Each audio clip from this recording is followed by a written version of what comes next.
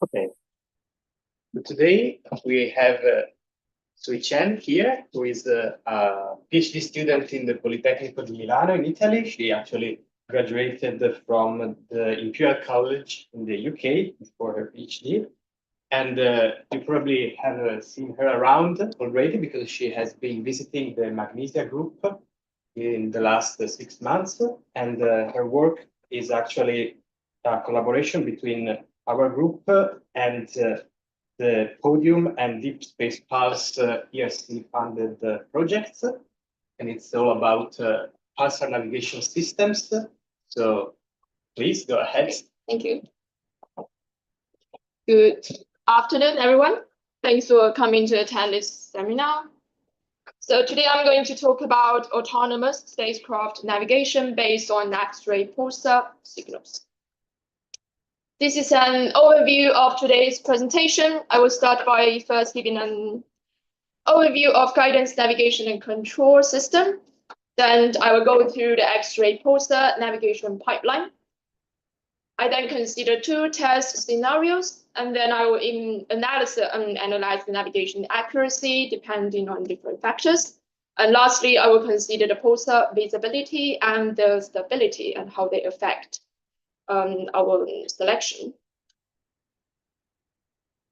So as many of you here, if not all, come from an astrophysics background, this topic might seem a little bit new to you. So what exactly is navigation? The ultimate goal is to answer the question, where is the spacecraft? So during the mission design phase, we will have a reference trajectory to allow the spacecraft to travel from one place to the final destination. But when the spacecraft is actually sent into space, it's always drifting away from this reference trajectory due to the presence of perturbations and uncertainties in space. And this true orbit is never known 100%. And what we try to do is to estimate this true orbit as closely as possible. How can we do that? With the help of external measurements, which can be expressed as a function of the spacecraft state, which is the position and velocity. And so we can then compute an estimated orbit based on these external measurements. So basically, that's the task for a navigation system. And so this navigation block actually belongs to a bigger branch called the guidance, navigation, and control subsystems of a spacecraft. So during the mission planning phase, the mission designer will define a target destination and come up with a reference trajectory. But as mentioned before, in the actual space environment, there will be presence of perturbations and uncertainties, which will make the spacecraft to deviate from its reference trajectory. So we will need to use sensors to take these external measurements from the environment and estimate the real-time position of the spacecraft. Then the guidance system will take the input from the navigation system, which is where we are at the current time, and uses the targeting information, which is where we are going to go, to compute an updated desired trajectory. A signal is then sent to the spacecraft control system to perform any actuation motion to correct the trajectory. And once the maneuver is performed, this cycle will repeat. And then this forms the closed loop guidance, navigation, and control system that will allow the spacecraft to reach its final destination. And these are some current navigation techniques being used and proposed nowadays: ground-based, GPS-based, optical, and pulsar, and there are some others. Here I'm just listing down some common navigation techniques. So for the ground-based navigation techniques, is the most commonly used technique for navigation nowadays.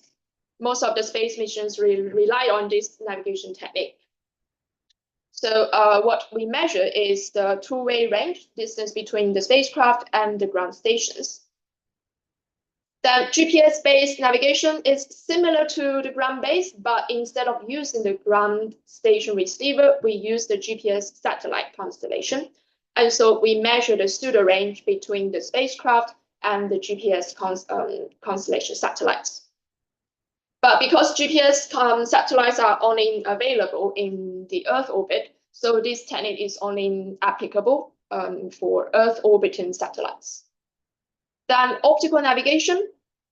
For this technique, we use an onboard camera to take images, pictures from other planets to extract the features and use that information to estimate the spacecraft position and velocity. Some missions and projects that have been working on this technique include Lumio, Magro, Extrema, Verity, and many more. Then Pulsar-based navigation is another navigation technique. We use an onboard X-ray detector to measure the photon time of arrivals and use this information to estimate the spacecraft position. Some missions that using this technique include XPNav, X-Sextant, QX, Podium, and many other. And here in this table, I showed a very brief comparison for these various navigation techniques. So ground-based navigation, as mentioned before, this is by far the most well-established technique with high accuracy, but it relies on ground stations, usually involved human in the loop process, and its performance will degrade as the spacecraft moves further away from the Earth. Then we have optical navigation. It's an autonomous technique that can be achieved without the dependence on ground stations. This is a fairly mature technique that has been demonstrated by several past missions, both on ground and in orbit, but it has relatively low accuracy that can be in the order of a few thousand kilometers, depending on where we are in space. Then X-ray pulsar navigation is another autonomous technique. Theoretically, it has very high accuracy that can be in the order of a few kilometers or even less than one. But at the same time, it is a fairly new concept with a low technological readiness level, although there have been some past missions demonstrated this technique on ground and in orbit. And GPS technique is another autonomous method with high accuracy, but it becomes inapplicable when the spacecraft moves beyond the Earth orbit, where there is no GPS constellation available. So in this work, we want to focus on the X-ray pulsar-based navigation, given its high accuracy and its applicability anywhere in space. So traditionally, space missions rely on the ground-based radiometric tracking for their guidance, navigation, and control operations. This is by far the most mature, reliable, and accurate technique. But at the same time, ground control introduces critical communication delays and takes a large proportion of mission cost. On top of this, the exponential growth of space users will eventually lead to saturation of ground slot, which will ultimately hinder the progression of space exploration. So the main motivation is to develop an onboard autonomous navigation technique, which is believed to be the solution for future space missions. And this work is developed in the framework of the Spacecraft project, which focuses on developing X-ray pulsar-based navigation technique. It is built up from a past Podium project, but we want to extend this beyond our solar system. So on top of achieving high performance with navigation accuracy below 1 kilometer, we also want to maintain this performance over a long time scales in the order of few 10 or 20 or even 50, 100 years. So because this X-ray pulsar navigation technique relied on the X-ray pulsar signals, so this is how the signal emission process is look like. So Pulsars are fast-rotating neutron stars with large magnetic field, which will accelerate its surrounding charged particles around the pulsars. As a result of this, there will be a continuous emission of electromagnetic radiation beams from the magnetic dipoles. And usually, the rotation axis and the magnetic dipole axis of the pulsar are not along the same direction, and there will be usually some misalignment between these two axes. And this is, we can see that from the graph at the left, where the rotation axis is in the vertical direction, while the magnetic dipole axis is in an altitude direction. So as a result of this, as the pulsar rotates along the rotation axis, the radiation beams will sweep around the pulsar, and as an observer, we will receive the signal with a pulsating nature, and the pulse period of that signal will be equal to the rotation period of that specific pulsar. And this graph shows some pulsars distributed in our galaxy. Pulsars are very far away from our solar system, and so they appear to be fixed in the sky.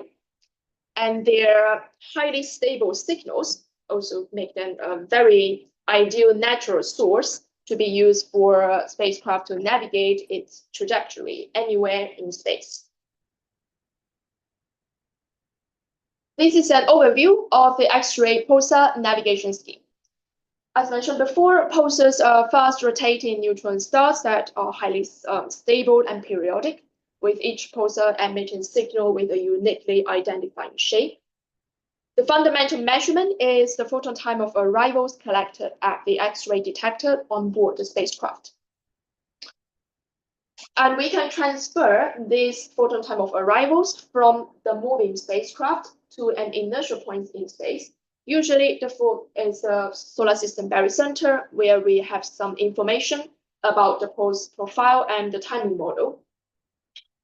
And because pulsars are so far away from the solar system, its direction to the solar system barycenter and that to the spacecraft can be assumed to be parallel to each other.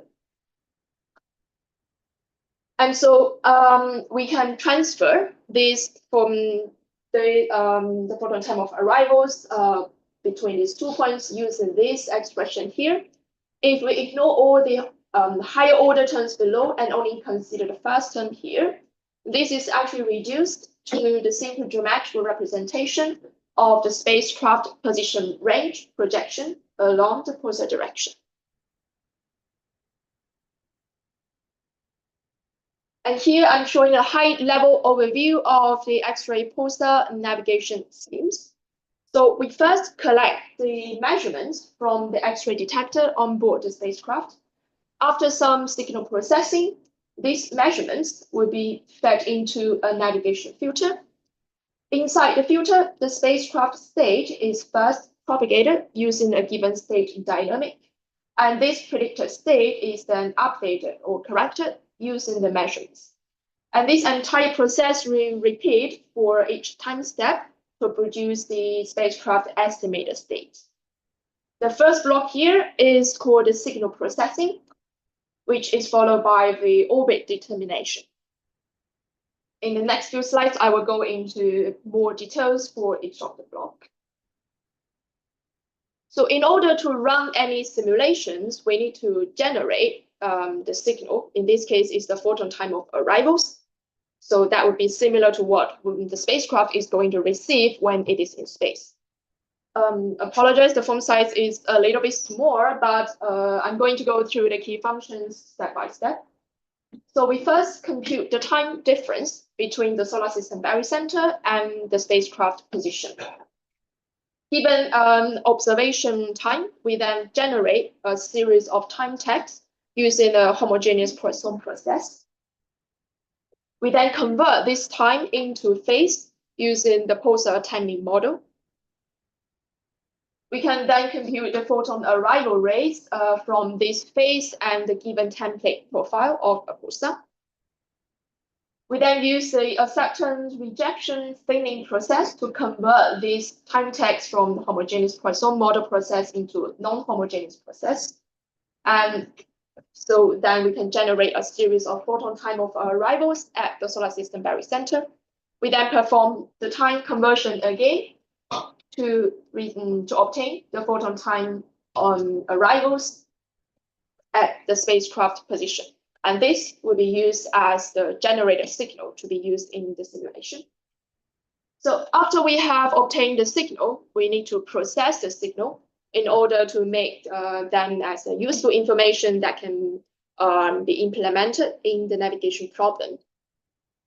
So we do similar things. We compute the time difference between solar system barycenter and the spacecraft position. But in this case, because in space, we will never know the true position of the spacecraft. So instead of using a true spacecraft position, we use an estimated spacecraft position.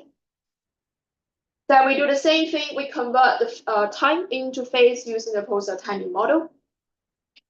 And then we perform the epoch folding to fold all the photons into one phase. And we compare this folded observed profile with the template profile. And any difference between these two will be the phase shift. And this will be used as the information to help the navigation problem. So after having this, we can then use the navigation filter to put everything together. So here is the generated photon as the external measurements. Then inside the filter, we first propagate the spacecraft state as to be used as a first estimation of the spacecraft position. We then have the external measurements after the signal processing process. And at the same time, we also have some mathematical expression relationship between this signal and the spacecraft state. We then put everything together in the correction plot to update our estimation of the spacecraft state. And the final output of the navigation filter is an updated estimated state of the position. And when I say state, it means the spacecraft position and velocity. And so as mentioned before, in order to generate the signals, we will need the template profiles of the pulsar and model them as the non-homogeneous Poisson process. Here, I'm showing some examples of the template profiles of some pulsars that we are going to use for the simulation. And here we are using the observation data from the NICE mission to both obtain this template profile and to generate the observed profile. So after we have the photon time of arrivals, we need to construct the folded observed profile using the technique called epoch folding. And we first divide the entire observation duration into many segments, with each segment equal to the pulse period of that specific pulsar. Then within each segment, we then further divide it into smaller time beams, and we count the number of photons inside each time beam. The photon counts are then summed up and normalized to produce the observed pulse profile. Here are some examples of the constructed observed profiles. And how well this profile can represent the template profile will depend on two factors: detector area and the observation duration, or the exposure time. So as we increase the detector area, or as we increase the observation duration, the number of photons we collect will be larger. And so in this case, the observation profile will be a better representation of the standard template profile. So to test the navigation pipeline, we consider two scenarios. The first one is an Earth orbiting case, where the spacecraft is in the low Earth orbit, and the main orbiting body is the Earth. And for this case, the main perturbations we consider are the Earth oblateness effect, or the gravitational effect due to the non-spherical shape of the Earth, The second one is the atmospheric drag. The second case we consider is an interplanetary spacecraft traveling between the Earth and the Jupiter. So in this case, the orbiting body is the Sun, and the main perturbations we consider are the solar radiation pressure and the third body perturbations due to other planets in the solar system. We run the simulations for both cases, and this is the result for the test case 1, where we the plots are the estimation error. That is the error between the filter estimated state and the true state of the spacecraft. The black line is the estimation error, and the red line is the 3 sigma covariance found. The graph at the left is position estimation, and the one at the right is the velocity. And so for this specific case, the position accuracy we can achieve with this filter is about 10 kilometers. We do the same things for the second case, which is the interplanetary spacecraft. And here it's the same. This one is for the position estimation, and the one at the right is for the velocity estimation. And for this case, the position accuracy we can achieve is about 20 kilometers. And for this, both two test scenarios, the pulsar that we choose to observe is the Prague pulsar. So the navigation accuracy in the previous 2 slides are for the case when we use pulsar as the measurements. And now I want to know how much this error will increase if there is no measurement available. And this will depend on the spacecraft dynamic state propagation. And then with this information, we can then decide how frequently we want to observe the pulsar and obtain the measurement information. So for example, here for the Earth orbiting case, this graph shows the root mean square position estimation growth over time when there is no measurement available. And we can see that the position estimation error increased to 150 kilometers after 10 hours without any measurement intake. And of course, this observation frequency will depend on how much time we can wait until the navigation position accuracy becomes too large. And of course, this specific value can be set by the mission designer. And here I consider navigation accuracy using the Prague pulsar as the measurement source. This navigation accuracy will depend on the detector area, observation duration, and the pulsar photon flux. So in this plot, I'm showing the navigation filter accuracy variation for a range of observation duration and detector area. So as we can see, if we increase the observation duration here, or if we increase the detector area, the color contour goes from red to blue, from the bottom left to the top right, with a decreasing navigation error. I do the same analysis using 4 other pulsars, and this plot is the observation duration versus the detector area, and the lines, different lines represent various pulsars, each with a different photon flux. So from this plot, it tells us that the crab, which has the highest photon flux, it requires the smallest detector area and the shortest observation duration to achieve the same navigation accuracy. In this case, it's 10 kilometers. So by just looking at this plot, we might conclude that pulsar is the best candidate to be used for spacecraft navigation. But this is not always the case, because there are other factors that we have to consider, which I'm going to talk about in the next few slides. First is pulsar visibility due to the solar constraint effect. as the spacecraft orbit around the sun, if the sun enters the field of view of the detector, then in this case, we are not able to point the detector towards the pulsar to receive any signals. And so we say that the spacecraft has entered the solar constraint cone where the pulsar is not visible to us.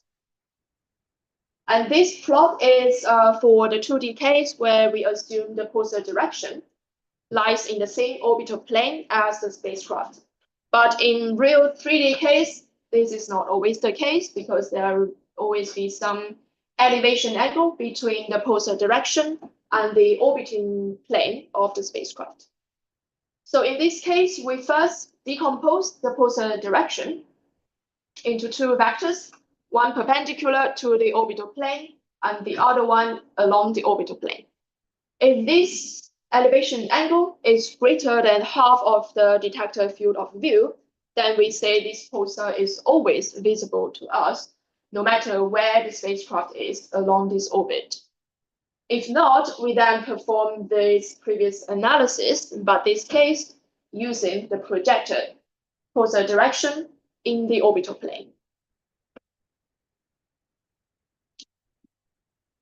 Here I'm showing some results of the pulsar visibility due to the solar constraint effect for different pulsars at different times of the year. The gray area in the middle is the solar constraint zone where the pulsar becomes invisible to us. So from this plot, we can extract information of which pulsars is visible at which time of the year. So for example, for the crab pulsar, which is the blue line over here, we can see that it enters the gray zone somewhere around June of the year. And this information can also be visualized in the galactic map over here, where the crab pulsar, which is the one here at the left, is invisible in somewhere around June. So we can do the same things for other pulsars and we can then decide which pulsars we should observe depending on the time of the year. And if the spacecraft is close enough to the Earth, we have to also consider this Earth shadow effect on the pulsar visibility. This is simply due to the geometrical obstruction of the Earth. So if the spacecraft is behind the Earth relative to the pulsar, we say that it has entered the Earth shadow where the pulsar we are not able to observe this specific pulsar. And how large this Earth shadow is will depend on the orbital altitude of the spacecraft. The closer it is to the Earth, then the larger this Earth shadow will be.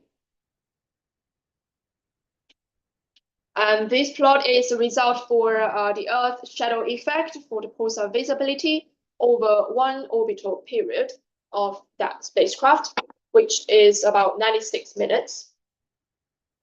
And the same thing, the gray area represents the Earth shadow zone where the pulsar is not visible to us.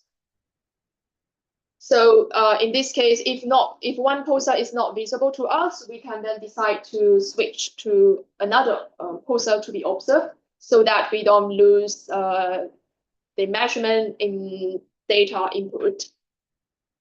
And so we can have like a continuation observation data input in the navigation filter. Then the second effect we consider is the pulsar stability. So far, all the analysis we consider assumes a perfect pulsar timing model. But in reality, this is not the case, as the pulsar phase prediction from the timing model will have errors that increase over time. And so for this reason, we will need telemetry update of the pulsar timing model from time to time. And here, these two plots shows the phase prediction error for different pulsars over time. This is for 1 year time scale, and this is for 10 years. And from this plot, we can see that the crab pulsar, which is the red line over here, has a phase prediction error that shoots up very quickly compared to other pulsars. And so this suggests that we need a much more frequent telemetry update of the pulsar timing model if we choose the correct pulsar as the navigation source to extract information.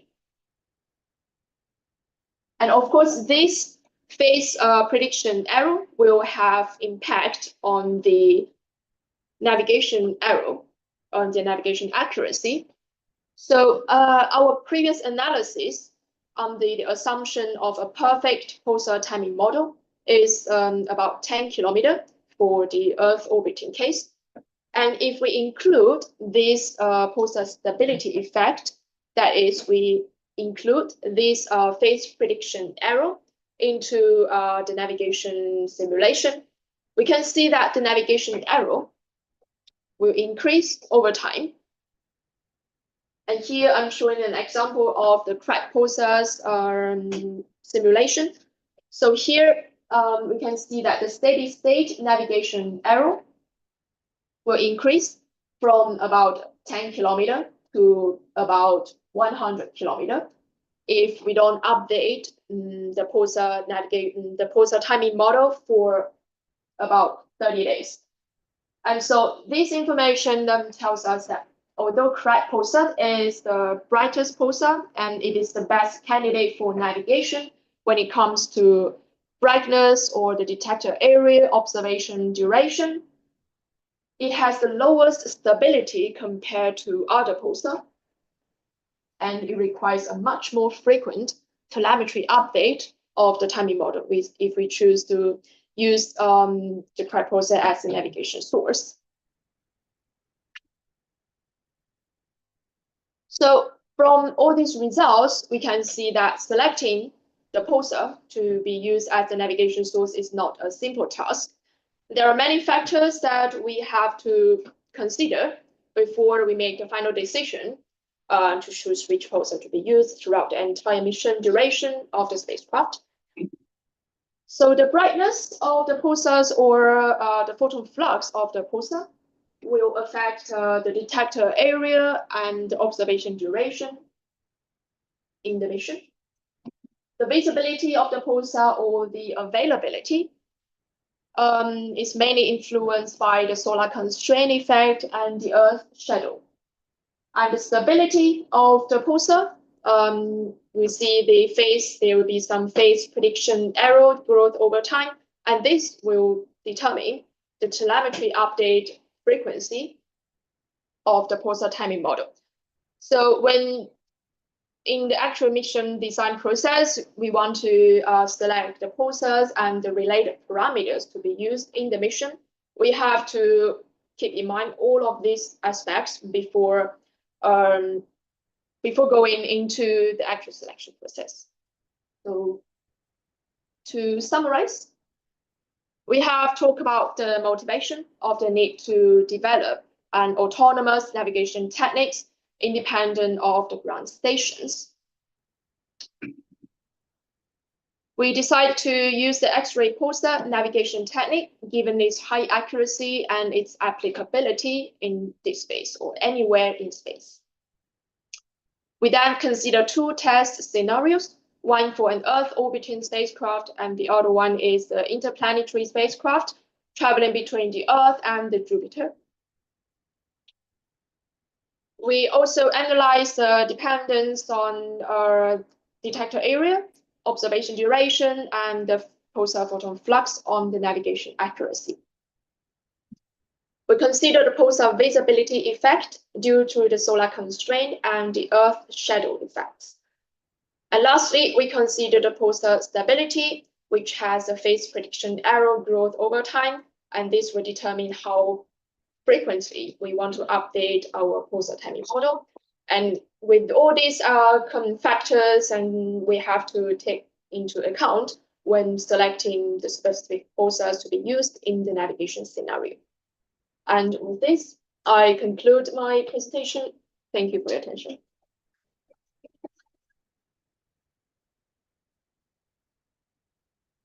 We have time for questions. First. So, Thank you. so I guess in practice, you would combine measurements from different pulses, so that you avoid all these solar constraints and moon shadow, whatever. Earth shadow, sorry. So, Yes, that's a very good question. Yeah, so if we only choose to observe one pulsar, then of course, due to all the constraints, at some point of the mission, we are not able to observe it because it's not visible and so on.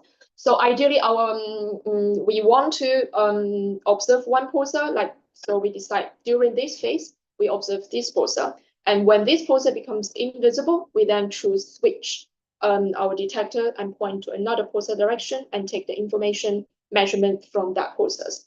But so this will be in the case of the sequential measurement update. So we are not considering the case where we observe the pulsars at the same time simultaneously. Yeah, thanks for the talk. So interesting stuff. So when you presented the different options for guidance, you mentioned that X-ray pulsars had a very high accuracy, Yes. and you mentioned more than 1 kilometer. Yes. So now when you go to the craft, that it's like the best conditions that you could have. So you're staying at 10 kilometers accuracy. Yes. What is the next step to go to this better of 1 kilometer? Okay, that's a good question as well. So this 10 kilometer I'm showing in the simulation is actually it's not the simulation result. It's just that we say that we want to achieve a navigation accuracy of 10 kilometer. So in order to achieve this number, what is the detector area we will need, or what is the observation duration we will need? So if we want to say, let's say we change this 10 kilometer to 1 kilometer, so in that case we have to change the detector area we choose and the observation duration. Actually, is this in this plot? I can just show you here. So in this plot here, we say that so the color represents different navigation accuracy. So this is like for a specific range of observation duration and detector area. So if you want to bring down the navigation accuracy to, let's say, from 10 to 1, then we have to go like further down here. So that means we will need, this further up there. So that means we will need a much larger detector area, or we observe that pulsar for a longer time. Yeah, the thing is that, so if I remember correctly, I can't see the number now, but for the flu, the observing time is about half an hour, right? Okay, so this would mean that you would need to observe for several hours. Yes, we need to have a much longer observation time. And this would be for the craft. Yes, this is already for the brightest pulsars we have here. So yeah, in that case, if we do the same thing, if we observe like other much fainter pulsars, we need a much larger detector area and much longer observation duration. Yeah, maybe I can add the 1 kilometer is in practice, if you don't consider too much limitations in terms of the weight of the instrument and whatnot, the pulsars as just a GPS, that's what you could achieve. One of the biggest limit, like the largest source of error really is how faint those pulsars are. And so with the engineering that's kind of what we see for the astrophysics. It's like, oh yeah, here the mathematically here. But then in practice the agility is in a real simulator, actual feasible instruments. So we need the pulsars to be brighter, or we need better detectors that are still reasonable in the world of space navigation. Understand.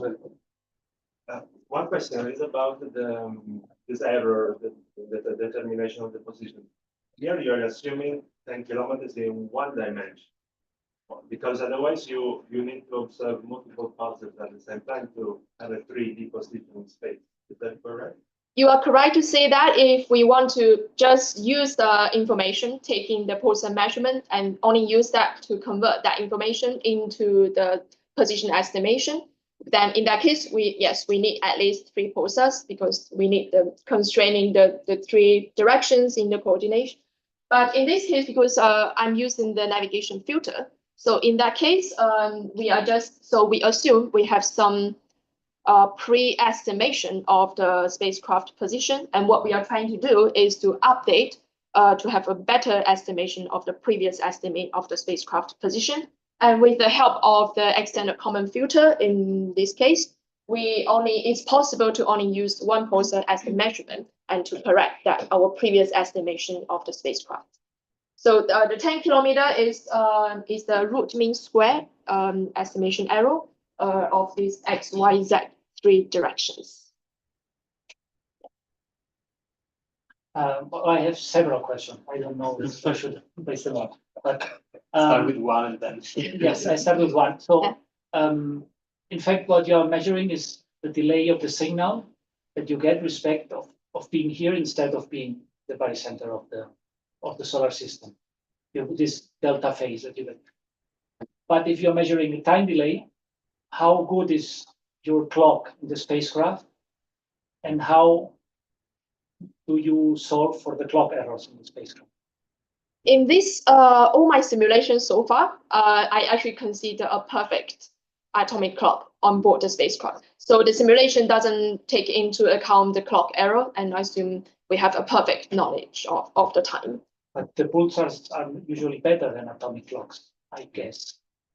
Like nicer, for example, we have instruments for pulsar timing that are, like microseconds accuracy. So here it's very negligible. You need a good clock. That's one of the things, but we have many instruments, X-ray detector that do it, right? Yeah, but I was just going to add that the pulsars are better than atomic clocks on long times. Yeah. And if you take hours, and there's no comparison, atomic clocks are way better. So if you keep track of the pulsar over decades, then yes, and you combine them. Otherwise, not. The atomic clocks, the modern atomic clocks are amazing. For this, I think an onboard atomic clock would be required if you want to achieve enormous precision. That's pulsar. But you need a time, you need an absolute time on board, which is precise enough to time tag your time of arrival. And usually that would be still probably 3 orders of magnitude or 3 more than once you fold the data and you have like a constructed pulse profile. The clock accuracy is very small compared to the The accumulated clock drift of your clock, if you are not taking it into consideration, it will show into the phase measurement. So in GPS, you have to measure always, you need at least 4 observables to solve for X, Y, and Z, and the clock error. Yes. So I guess this is something similar. Yes. I think it definitely would be a good idea to include the clock drift error and bias in the simulation. It's just that simulation so far I consider it's a perfect clock. Danny, the question. I guess all the calculation of holding and timing will be done on board on the spacecraft. Yes, everything will be performed on board the spacecraft. How feasible will this calculation on board so can be done? From my simulation, by just running the simulation on my computer, the time taken to perform the epoch folding is pretty fast. Doesn't take that long. Can be. You don't need like a. No. Yeah, it can be done pretty fast. Actually, the most heavy part in the simulation when I run it is actually the signal generation part, where I have to generate a series of photon time tags. That is the one that takes the longest time to run. The size of the X-ray detector. Because I get that this spacecraft will have like other uses, like all these computational part of the X-ray detector be very big. You mean the size and mass of the X-ray detector? That is something we have to consider, and we have to decide when we design the mission. So It's like how large or how small, it really depends on the mission cost and how much accuracy we want to achieve. Because if, of course, the larger the detector, then the shorter observation duration we will need to collect the same amount of photons to achieve the same accuracy. And if we have a smaller detector, then we need to observe that pulsar for a longer time. So that's really like it's a design process we have to take into like compromise of these factors to like drive a balance between the factors. But the simulations here are made for this size, no? For the simulations here, I consider a detector area of 400 centimeters square. Okay. I just wanted to comment that there was the podium project before. Yeah. We work, and then there was a design of a detector with snare and with also other components. Yeah. And then there were possibilities. In fact, what was adopted was to use the detectors, signal detectors to those of nicer, Right. which are really very fast. So Yes, yeah. I'm aware of this podium project. Actually, yeah, I read also some papers from that project. Yeah. I have a question. So if you observe for, I don't know, 1,000 seconds, Mhm. if the phase measurement that you have will have a drift, I guess. You mean the drift from the pulsar Because- timing model itself, or? No, just you start the observation when you are here, Right. and 1,000 seconds later, you are there. Yes, And you are then right. the phase measurement here is a different one than there. So Yes, there is a yes, drift. you are right. How do you take Yes. this into account with And this this polling? is a very good point, because I was struggling a little bit when I like first designed the simulation. So yeah, if the observation duration is very long, then of course the spacecraft is moving during this observation time. So it's really that time was also thinking which spacecraft position I should use as like a reference. So in the end, I choose to say like we observe for 1,000 seconds. So I take the spacecraft position, that the estimate at the end of the 1,000 second as the reference position. That then I make the correction based on that. Yeah. So but I think it can also be done that we assume use the spacecraft position in the middle of this. So between 0 and 1,000, we take the spacecraft position at 500 seconds. Here in the simulation, I use that at the end of the observation time. But when you make the different bins and then you are accumulating everything, this folding, Yes. this is a constant. There is no shift for each bin to another one. For For this one, I assume there's no, yeah.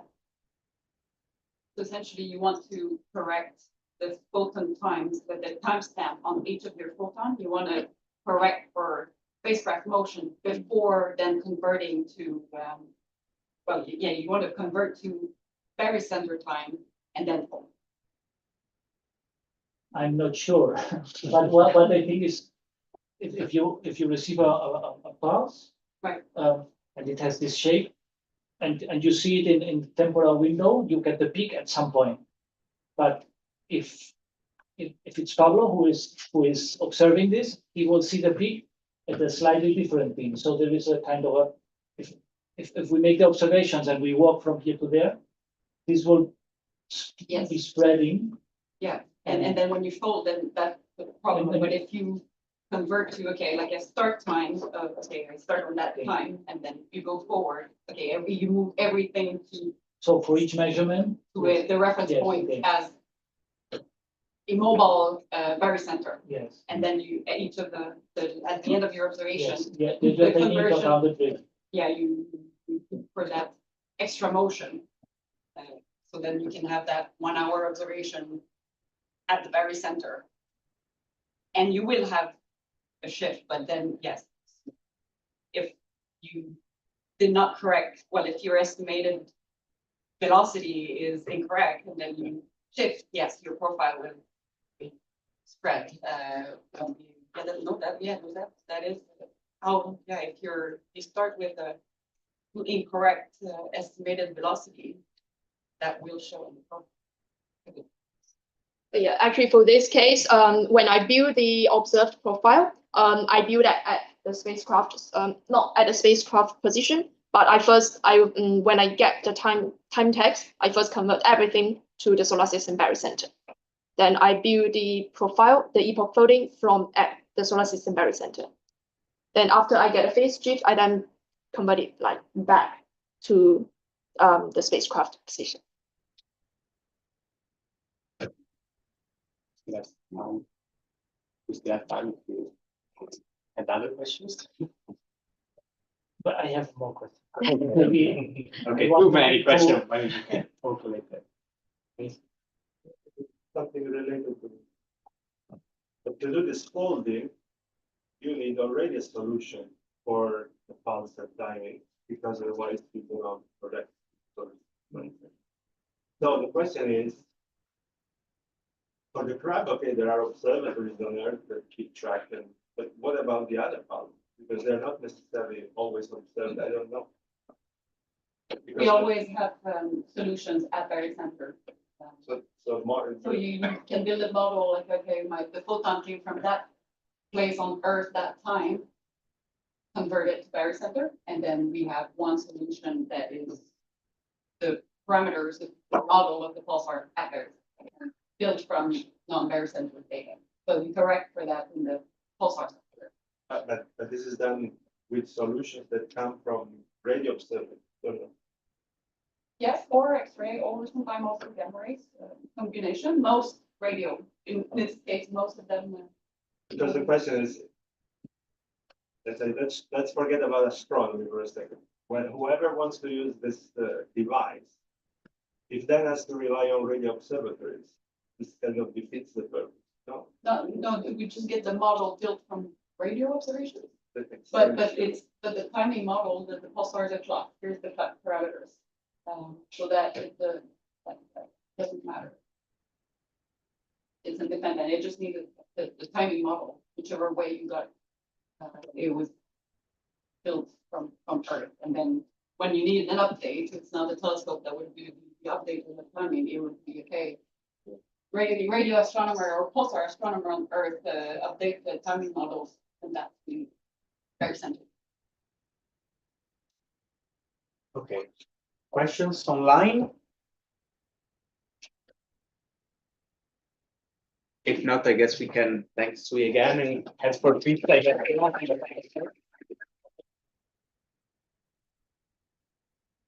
Probably be inspired to this.